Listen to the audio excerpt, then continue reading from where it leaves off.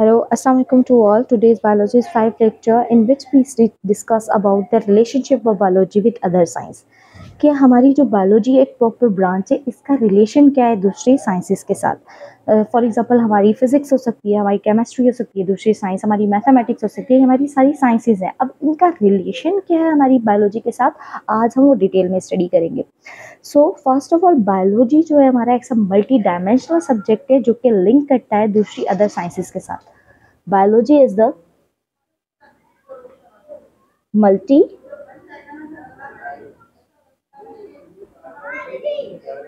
di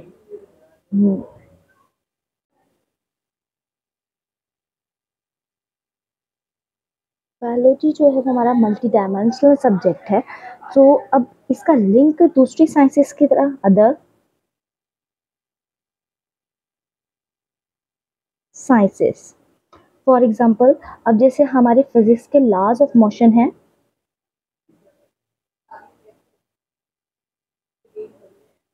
जैसे organism की movement है वो अप्लाई होती है किस लॉ ऑफ मोशन पर. अब फॉर एग्जांपल हम एक जगह से दूसरी जगह मूव कर रहे हैं, तो ये हम जो फॉलो कर रहे हैं वो लॉज ऑफ मोशन फॉलो कर रहे हैं. तो यही हम डिफाइन कर रहे हैं कि हमारी बायोलॉजी का या किसी भी ऑर्गेनिज्म का दूसरे और साइंसेस के साथ रिलेशन क्या है. अब बायोलॉजी जो है वो इंटरडिसिप्लिनरी जो है कंसीडर किया जाता है. इंटर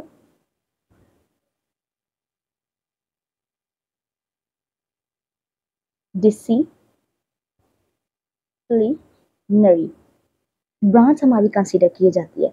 अब नेक्स्ट हम जो फर्स्ट हमारी बायोफिजिक्स ब्रांच है, ये जो है फिजिक्स की ब्रांच है जिसका रिलेशन जो है वो बायोलॉजी के साथ है. अब इसमें हम ऐसे लॉज और टेक्निक्स के बारे में डिटेल में स्टडी करते हैं जो कि लाइफ के प्रोसेसेस पर अप्लाई हों. फॉर एग्जांपल ऐसे लॉज एंड टेक्निक्स को स्टडी करते हैं. लॉज और टेक्निक्स की स्टडी करेंगे ऐसे जो कि ऑर्गेनिज्म की लाइफ पर अप्लाई होते हैं. फॉर एग्जांपल जैसे हमारा रेडियो फिजिक्स है.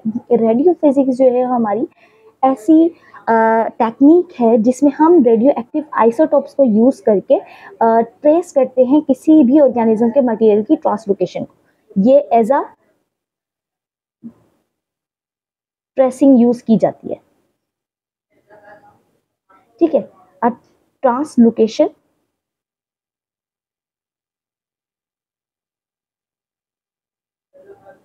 ठीक है.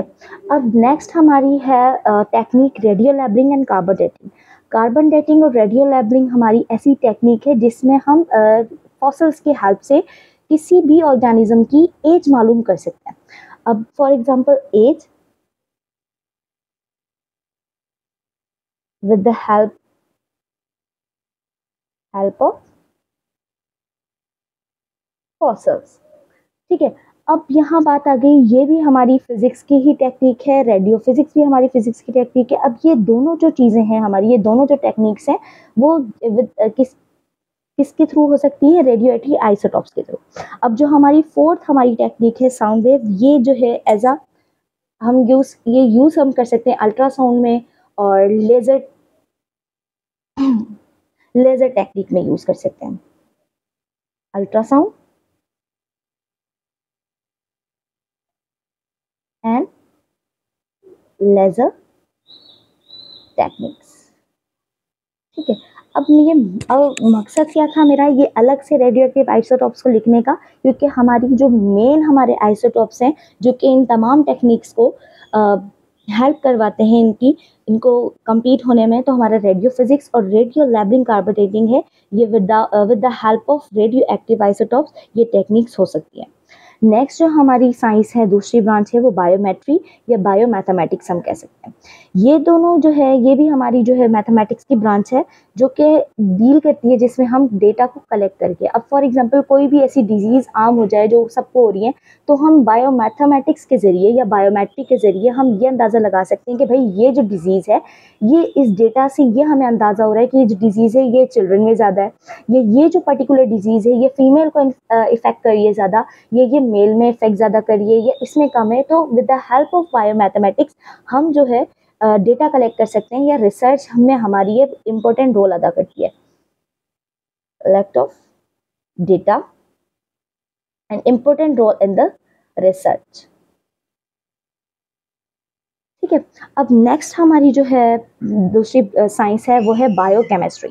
अब बायोलॉजी का केमिस्ट्री के साथ रिलेशन क्या है? ये जो है हमारी बायोलॉजी की ब्रांच है बायोकेमिस्ट्री, जिसमें हम मॉलिक्यूल्स की ऐसे मॉलिक्यूल्स की स्टडी करते हैं जो लाइफ को बनाने में हेल्प करते हैं। अब लाइफ को बनाने में हेल्प हमारे सबसे आ जाते हैं बायो, मैक्रो मॉलिक्यूल्स आ सकते हैं, माइक्रो मॉलिक्यूल्स आ सकते हैं, ये सारी चीज़ें हमारी आ सकती हैं, मैक्रो और micro molecule. Macro molecule and micro molecule, ठीक है। अब फॉर एग्जांपल जैसे मैक्रो मॉलिक्यूल्स में हमारे पास प्रोटीन आ सकते हैं जो कि एसेंशियल सब्सटेंसेस हैं हमारी बॉडी के, ठीक है। अब माइक्रो मॉलिक्यूल्स जो हैं, अगर फॉर एग्जांपल हम दे सकते हैं अमाइनो एसिड, जो कि मोनोमर होते हैं हमारे प्रोटीन के, बहुत सारे छोटे छोटे अमाइनो एसिड्स मिलकर हमारा प्रोटीन बनाते हैं। अब फॉर एग्जांपल जैसे ये तो हम आपको समझ आ गया। अब बायोकेमिस्ट्री जो है वो एक्सप्लेन करती है बायोमॉलिक्यूल्स की फॉर्मेशन को, क्योंकि बायोमॉलिक्यूल्स की फॉर्मेशन होगी तो हमारी लाइफ के प्रोसेसेस फर्दर आगे बढ़ेंगे और लाइफ के प्रोसेस को सपोर्ट करेंगे। To explain the formation of biomolecules, ऐसे मॉलिक्यूल्स जो लाइफ के प्रोसेसेस को सपोर्ट करते हैं, या हम ऐसे कहें कि लाइफ के प्रोसेस को उनकी फॉर्मेशन में हेल्प करते हैं, उनको हम नाम देते हैं मॉलिक्यूल्स को biomolecules. To explain the formation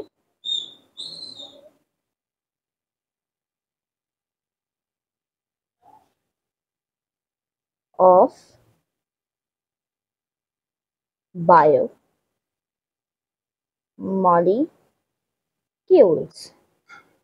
next हमारा जो रिलेशनशिप है वो है बायोजियोग्राफी। अब ये ऐसी इस फील्ड है, या ऐसी हम कह सकते हैं ऐसी टेक्निक है जो कि डिस्ट्रीब्यूशन में हेल्प करवाती है डिफरेंट लिविंग ऑर्गेनिज्म को, डील्स विद द डिस्ट्रीब्यूशन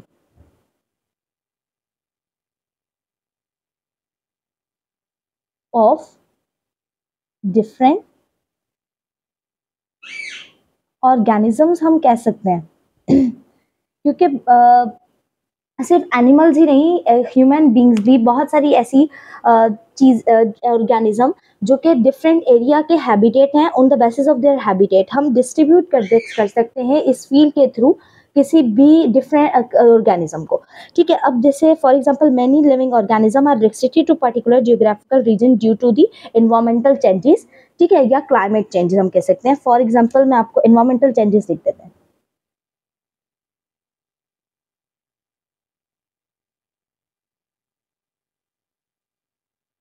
ठीक है। अब फॉर एग्जांपल वाइट बियर की अगर हम एग्जांपल ले लें कि अगर उसे हम अपने ऐसे एरिया में ले आते हैं जहाँ पर बहुत ज़्यादा गर्मी है, कभी कभार सर्दियाँ वगैरह ज़्यादा आ जाती हैं, लेकिन ज़्यादा नहीं, लेकिन फिर भी वो सर्दियाँ उनके हिसाब से नहीं होती, वाइट बियर के हिसाब से अगर हम यहाँ लाते हैं तो क्या होता है, कुछ दिनों बाद वो सर्वाइव नहीं कर पाता और इन द लास्ट वो एक्सपायर हो जाता है। इससे ये क्या होता है कि इनकी स्पीशीज जो है वो इंडेंजर्ड होती जा रही है। तो ये होता है उनकी क्लाइमेट के हिसाब से। अब कुछ ऑर्गेनिज्म जो रेस्ट्रिक्टेड होते हैं कि पर्टिकुलर उनके एरिया में ही वो रहे, वो दूसरे एरिया में नहीं सर्वाइव कर सकते, तो इनके लिए हम बायोजियोग्राफी करते हैं ताकि उनको डिस्ट्रीब्यूट कर सकें उनके हैबिटेट के हिसाब से। नेक्स्ट हमारी जो है साइंस वो बायो इकोनॉमिक्स है, जिसमें हम इकोनॉमिकल जो है इम्पोर्टेंट ऑर्गेनिज्म को इन्वॉल्व करते हैं। फॉर एग्जांपल हमारी मीट प्रोडक्शन है, जो कि हमारी इकोनॉमिक का सबसे इम्पोर्टेंट पार्ट है मीट प्रोडक्शन, ठीक है। अब बायो इकोनॉमिक्स, क्योंकि मीट से तो हम भी रिलेट करते हैं, बहुत सारे ऑर्गेनिज्म है जो मीट से रिलेट करते हैं। अब इसका इकोनॉमिक्स में बहुत ज़्यादा इंपॉर्टेंट रोल अदा हो सकता है। जैसे फॉर एग्जांपल हमारी आ सकती है मीट प्रोडक्शन, मैंने आपको बता दिया।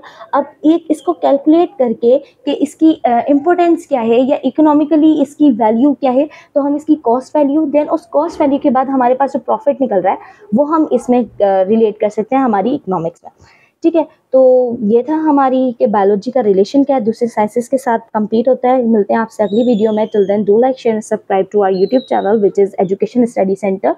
अल्लाह हाफिज़।